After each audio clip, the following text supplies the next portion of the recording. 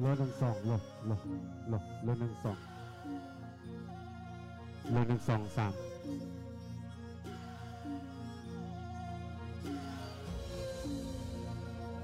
เรื่องสองสามสี่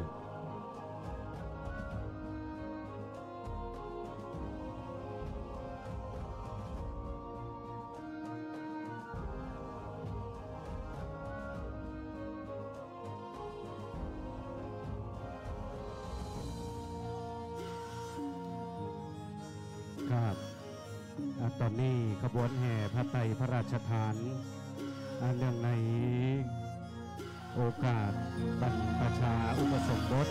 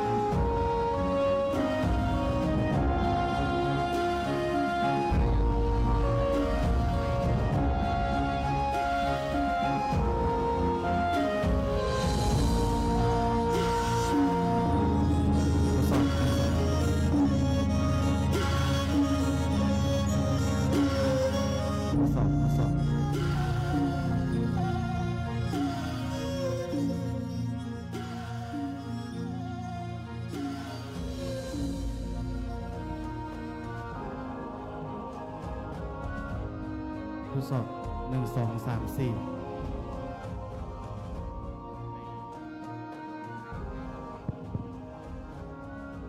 ทดสอบ1 2 3 4ในขณะนี้นะครับในส่วนของขบวนอัญเชิญผ้าไตรพระราชทานได้เข้าสู่ยังมณฑลพิธีแห่งนี้แล้วนะครับในโอกาสนี้ขอเรียนเชิญผู้ร่วมพิธีทุกท่านได้ลุกยืนขึ้น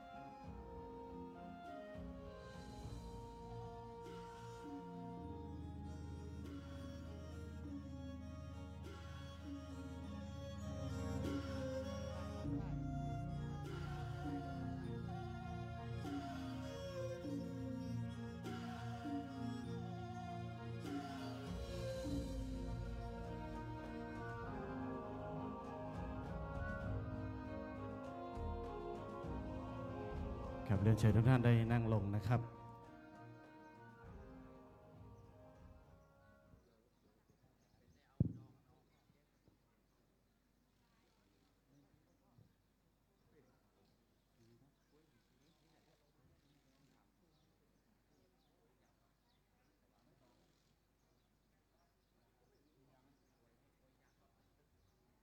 ครับในโอกาสนี้กราบเรียนเชิญแขกผู้มีเกียรติทุกท่านได้จัดหาที่นั่งรับรอง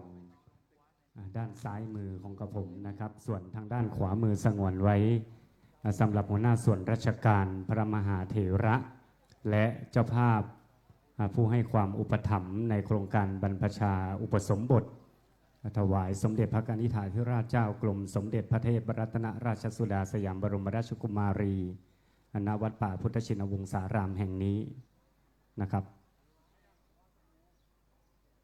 ครับขออนุญาตนะครับในส่วนของพิธี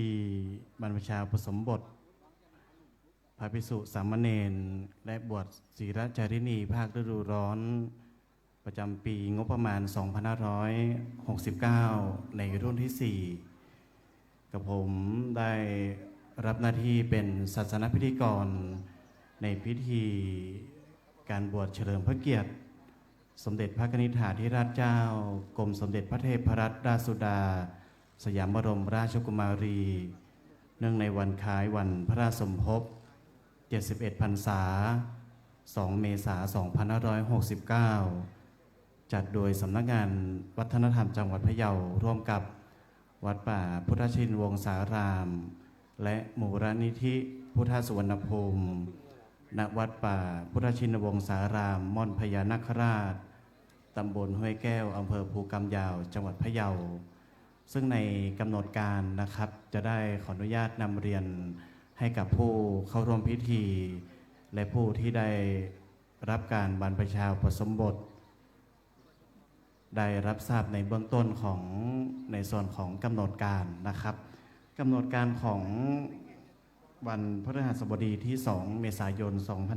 2569 หลังจากที่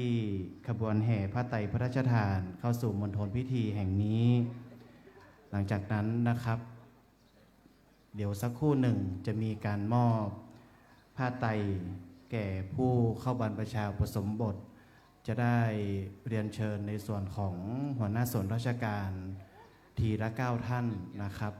แล้วก็จะได้เรียนเชิญตัวแทนผู้รับการบรรพชาอุปสมบท รับมอบผ้าไตรนะครับณเบื้องหน้ามณฑลพิธีแห่งนี้ทีละ1 แถวนะครับ เมื่อรับมอบเสร็จเรียบร้อยก็เรียนเชิญกลับไปนั่งที่รับรองที่เดิมนะครับ หลังจากนั้นเมื่อพิธีมอบผ้าไตรแก่ผู้รับการบรรพชาเสร็จเรียบร้อยนะครับ จะเป็นการจุดธูปเทียนบูชาพระรัตนตรัยนะครับ โดยท่านประธานในพิธีได้แก่ท่านผู้ว่าราชการจังหวัดพะเยา หลังจากนั้นประธานในพิธีจะได้จุดธูปเทียนเครื่องทองน้อยณเบื้องหน้าพระฉายาลักษณ์สมเด็จพระนางเจ้าสิริกิติ์พระบรมราชินีนาถพระบรมราชชนนีพันปีหลวง และยืนสงบนิ่งไว้อาลัยจำนวน 93 วินาที หลังจากนั้นประธานในพิธีจะได้ทำการเปิดโกยสักการะณเบื้องหน้าพระฉายาลักษณ์สมเด็จพระนิธิถาธิราชเจ้ากรมสมเด็จพระเทพรัตนราชสุดา สยามบรมราชกุมารี หลังจากนั้นพระครูอภิรักษ์ชินวงศ์ที่ปรึกษาเจ้าคณะจังหวัดพะเยาผู้รักษาการแทนเจ้าวาดวัดป่าพุทธชินวงศารามเข้าถวายสักการะประธานฝ่ายสงฆ์หลังจากนั้นประธานในพิธีเข้าถวายสักการะประธานฝ่ายสงฆ์อันได้แก่พระเดชพระคุณพระเทพยานเวทีที่ปรึกษาเจ้าคณะภาค 6 จังหวัดวัดศรีมงคำจังหวัดพะเยา หลังจากนั้นในสวัยชัยเมืองวัฒนธรรมจังหวัดพะเยาจะได้กล่าวรายงาน และอ่านหมายรับสั่งตามลำดับ ศาสนพิธีกรอาราธนาศีลพระสงฆ์ให้ศีลตัวแทนเข้ารับการบรรพชาอุปสมบท ถวายเครื่องสักการะ และตัวแทนจะได้นำกล่าวคำบรรพชาตามลำดับ เมื่อพิธีบรรพชาเสร็จเรียบร้อยจะได้เรียนเชิญประธานฝ่ายคฤหัสถ์ถวายจตุปัจจัยทายธรรมแด่ประธานฝ่ายสงฆ์ประธานฝ่ายสงฆ์จะได้อนุโมทนาให้พร ผู้เข้าร่วมพิธีจะได้ร่วมกันกรวดน้ำรับพร ก็เป็นอันเสร็จพิธีในช่วงของภาคเช้าวันนี้นะครับ อันนี้ก็คือกำหนดการในเบื้องต้นที่ได้นำเรียนให้กับผู้เข้าร่วมพิธีทุกท่านได้รับทราบ รวมไปถึงแขกผู้มีเกียรตินะครับที่มาร่วมในพิธีวันนี้ จะได้ร่วมกันรับอานิสงส์แห่งการบวชนะครับ ถือว่าเป็นบุญใหญ่บุญสูงสุดในบวรพระพุทธศาสนา ช่วยยกฐานะจากปุถุชนคนธรรมดาสู่เนื้อนาบุญนะครับ เป็นการตัดรอนวิบากกรรมจากหนักเป็นเบา อาจจะเป็นในเรื่องของการบรรเทาเคราะห์กรรมนะครับ หรือส่งผลให้ชีวิตเจริญรุ่งเรือง และได้ศึกษาในส่วนของธรรมะ เพื่อให้พ้นทุกข์ได้ส่งผลถึงบิดามารดาผู้ที่ได้รับการสนับสนุนในการเข้ารับการบรรพชาอุปสมบทนะครับ โดยเชื่อว่าอานิสงส์ผลบุญแห่งการบรรพชาและอุปสมบทนั้นนะครับ มีอานิสงส์ด้วยกัน64 กับอานิสงส์ของสำหรับผู้บวชนะครับ ก็จะแยกเป็นประเภทดังต่อไปนี้ ถือว่าประเภทที่หนึ่งจะเป็นผู้สืบทอดพระพุทธศาสนา เป็นการยอยกพระพุทธศาสนาให้ยืนยาว และได้ทำการตามหน้าที่เป็นแบบอย่างที่ดี ข้อที่สองเป็นการสร้างบุญบารมี บุญจากการบวชเป็นเหตุแห่งการบรรลุมรรคผลนิพพาน ข้อที่สามเป็นการตัดรอนวิบากกรรม แก้ไขกรรมเก่าทำให้ชีวิตที่ติดขัดจะได้ราบรื่น ข้อที่สี่เป็นการเปลี่ยนนิสัยจากการที่ได้ศึกษาธรรมะในการปฏิบัติธรรมนะครับ ถือศีลแบบเคร่งครัดก็จะได้เป็นผู้ที่เปลี่ยนนิสัยจากตัวเอง ให้เป็นบุคคลที่มีความสงบเยือกเย็นนะครับ แล้วข้อสุดท้ายข้อที่5เป็นการคุ้มครองตนเอง บุญกุศลส่งผลให้มีความสุขความเจริญไปในอนาคตนะครับ เมื่อสิ้นลมหายใจจากโลกนี้ไป เชื่อว่าจะได้เข้าสู่พระนิพพานหรือสวรรค์ชั้นฟ้านะครับสำหรับอานิสงส์ของผู้เป็นบิดามารดานั้นก็แยกประเภทได้จำนวน3ประเภทนะครับ ข้อที่1ก็คือจะได้รับบุญใหญ่พ่อแม่ที่บวชลูกให้นะครับถือว่าเป็นผู้ที่สนับสนุนในการศึกษาพระธรรมวินัย เชื่อว่าจะได้รับอานิสงส์จำนวน32กรรมนะครับ ข้อที่2เป็นญาติในพระศาสนาทำให้ครอบครัวมีความศรัทธาและเกิดความใกล้ชิดพระพุทธศาสนามากขึ้น และข้อที่3เป็นการหนุนนำชีวิตสำหรับผู้ที่ร่วมอนุโมทนาและเจ้าภาพจะได้ร่วมรับอานิสงส์ร่วมกันนะครับทำให้ครอบครัวมีความสงบร่มเย็นเป็นสุข และในส่วนของอานิสงส์ที่ได้นำเรียนสำหรับผู้บวชและผู้ที่ได้ทำการบวชให้นั้นนะครับ สรุปเป็นข้อคิดสำหรับในเรื่องของการบวชไว้อยู่2ประการ ข้อที่1เป็นการบวชจริงเรียนจริงนะครับอานิสงส์สูงสุดเกิดจากการศึกษาปฏิบัติศึกษาธรรมะอย่างจริงจังนะครับธรรมะของพระพุทธเจ้านะครับในเรื่องของพระไตรปิฎกจะแยกออกเป็น3ส่วนในส่วนของสุตตันตปิฎกวินัยปิฎกและก็อภิธรรมปิฎกมี 84,000 พระธรรมขันธ์แยกออกเป็นพระสุตตันตปิฎก 24,000 แยกเป็นพระวินัยปิฎก 24,000 นะครับแล้วก็แยกเป็นพระอภิธรรมปิฎกจำนวน 42,000 นะครับรวมกันก็จะได้ 84,000 พระธรรมขันธ์อันนี้เป็นธรรมะของพระพุทธเจ้านะครับโดยทั้งหมดทั้งมวลนะครับในเรื่องของการศึกษาธรรมะถ้าจะย่อให้เข้าใจอยู่3ประการก็คือในเรื่องของทำดีได้ดีทำชั่วได้ชั่วทำจิตใจให้บริสุทธิ์นะครับอันนี้ก็ถือว่าเป็นหัวใจสูงสุดของพระพุทธศาสนาที่เราทุกคนนะครับจะได้ร่วมกันบรรพชาอุปสมบทในวันนี้จะได้รู้นะครับในส่วนของเบื้องต้นของธรรมะว่ามีที่มาที่ไปอย่างไรนะครับก็จะได้เรียนรู้ตั้งแต่วันนี้เป็นต้นไปนะครับจนถึงตลอดโครงการนะครับ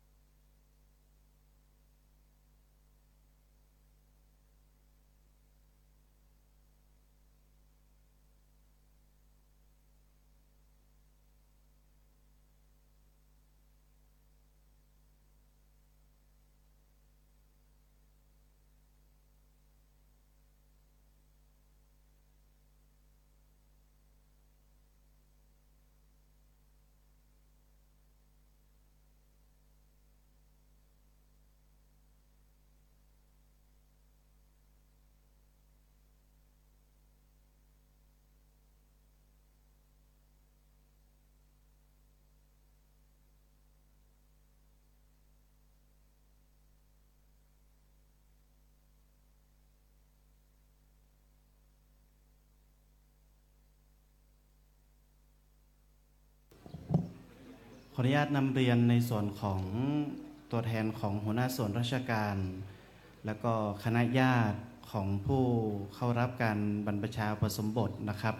ในช่วงของพิธีการมอบผ้าไตรแก่นาคที่จะเข้าการบรรพชาในช่วงเช้าวันนี้นะครับ ขออนุญาตนำเรียนในส่วนของการเข้ารับและการมอบผ้าไตรนะครับ แถวที่1นะครับสำหรับนาคแถวที่1นั้นนะครับ จะมีตัวแทนคณะญาติจำนวน9ท่านนะครับ มามอบให้เบื้องหน้าของพระนาคพระนาคไม่ต้องลุกยืนนะครับ ให้นั่งด้วยท่าทางอันสงบเรียบร้อยนะครับ หลังจากแถวที่2เป็นต้นไปจะได้เรียนเชิญพระนาคลุกขึ้น แล้วก็เรียนเชิญพระนาคมารับนะครับผ้าไตรตรงบริเวณเบื้องหน้ามณฑลพิธีจะมีส่วนการเรียนเชิญของหัวหน้าส่วนราชการนะครับมาทีละ9ท่านเมื่อหัวหน้าส่วนราชการเสร็จเรียบร้อยก็จะเป็นในส่วนของคณะญาติตามลำดับจนไปถึงแถวสุดท้ายจำนวน3ท่านสุดท้ายนะครับอันนี้ก็ขออนุญาตนำเรียนให้กับทุกท่านได้รับทราบนะครับขออนุญาตนะครับในการประกาศสภาเกษตรกรแห่งชาติหนังสือฉบับนี้ให้ไว้เพื่อแสดงว่าท่านพระครูอภิรักษ์ชินวงศ์ด็อกเตอร์หรือท่านพระครูไทยนะครับเป็นผู้ซึ่งกอบด้วยคุณงามความดีและมีความรู้ความสามารถทั้งมากด้วยประสบการณ์นะครับอันเป็นประโยชน์ต่อการบริหารกิจในเรื่องของสภาเกษตรกรจังหวัดจึงแต่งตั้งนะครับให้เป็นที่ปรึกษากิตติมศักดิ์สภาเกษตรกรจังหวัดพะเยาขอให้รักษากิตติศักดิ์และคุณงามความดีไว้เพื่อร่วมกันพัฒนาในเรื่องของด้านการเกษตร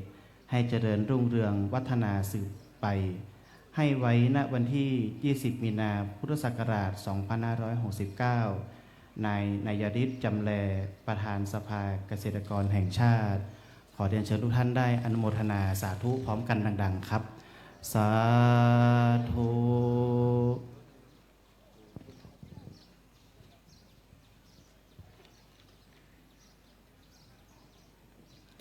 บัดนี้ได้รับแจ้งจากทางท่านเลขาของท่านผู้ว่าราชการจังหวัดพะเยานะครับว่าท่านได้เดินทางจากจวนผู้ว่าราชการจังหวัดพะเยามาแล้วนะครับอีกสักครู่หนึ่งคงจะมาถึงในส่วนของพิธีแห่งนี้นะครับในช่วงนี้ก็ขอให้ทุกท่านนะครับได้อยู่ในสถานที่แห่งนี้เพื่อเตรียมพร้อมในส่วนของพิธีและก็นำเรียนรายชื่อของส่วนราชการที่จะได้เข้าร่วมในส่วนของการถวายมอบผ้าไตรแก่นาคนะครับก็จะมีในส่วนของผู้บังคับการตำรวจภูธรจังหวัดพะเยาปลัดจังหวัดพะเยานะครับสัมปสามิตพื้นที่พะเยาพัฒนาสังคมและความมั่นคงของมนุษย์จังหวัดพะเยาหัวหน้าสำนักงานสภาเกษตรจังหวัดพะเยาแรงงานจังหวัดพะเยาพาณิชย์จังหวัดพะเยาศูนย์คุ้มครองคนไร้ที่พึ่งจังหวัดพะเยาสถานีพัฒนาที่ดินพะเยารองผู้อำนวยการโรงเรียนศึกษาพิเศษพะเยาจัดหางานจังหวัดพะเยาสวัสดิการและคุ้มครองแรงงานจังหวัดพะเยาพัฒนาการจังหวัดพะเยาศูนย์พัฒนาราษฎรบนพื้นที่สูงจังหวัดพะเยาองค์การบริหารส่วนจังหวัดพะเยาสำนักงานเขตพื้นที่การศึกษามัธยมศึกษาพะเยาคลังจังหวัดพะเยาปศุสัตว์จังหวัดพะเยาสหกรณ์จังหวัดพะเยาเกษตรและสหกรณ์จังหวัดพะเยาท้องถิ่นจังหวัดพะเยา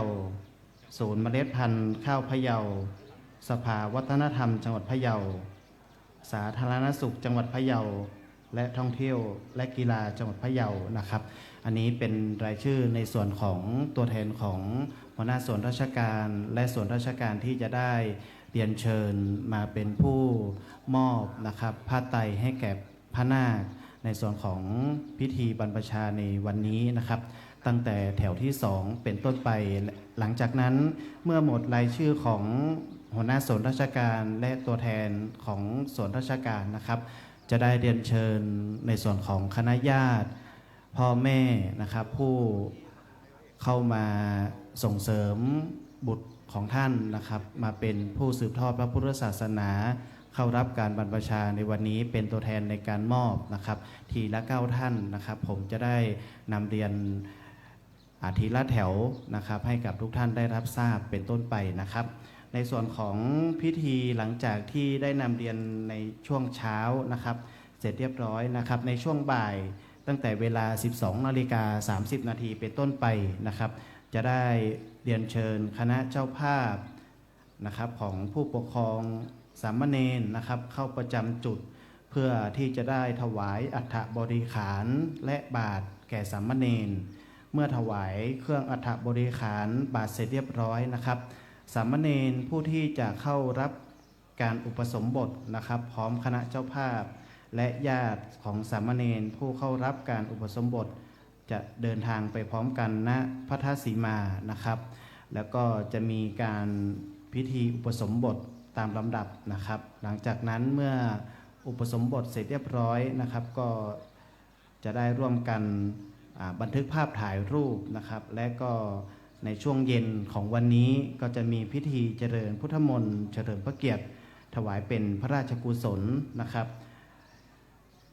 แด่สมเด็จพระนิธิถาธิราชเจ้ากรมสมเด็จพระเทพรัตนราชสุดาสยามบรมราชกุมารีเนื่องในวันคล้ายวันพระราชสมภพ71 พรรษา 2 เมษายน 2569 นะครับขออนุญาตนำเรียนให้กับทุกท่านได้รับทราบครับ